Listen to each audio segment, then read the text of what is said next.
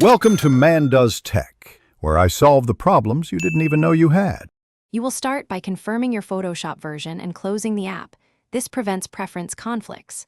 Once closed, make a quick backup of the preferences file so you can restore settings if needed. You need admin rights to delete or edit that file. Now locate the preferences folder for your OS, Windows or Mac OS, and prepare to remove the specific file that triggers the home screen.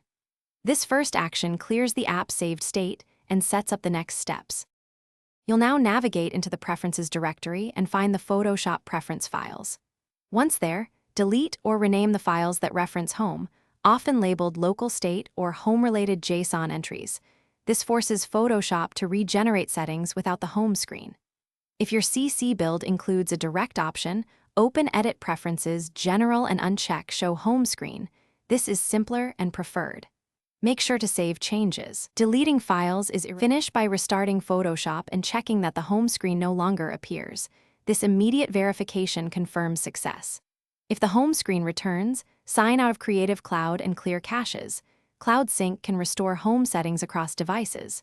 Should problems persist, restore your backed up preferences file and update Photoshop to the latest patch, then repeat the removal steps carefully. One key troubleshooting tip.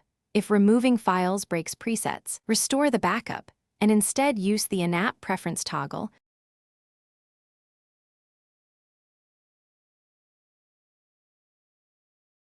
Thanks for watching. If you found this helpful, don't forget to like and subscribe.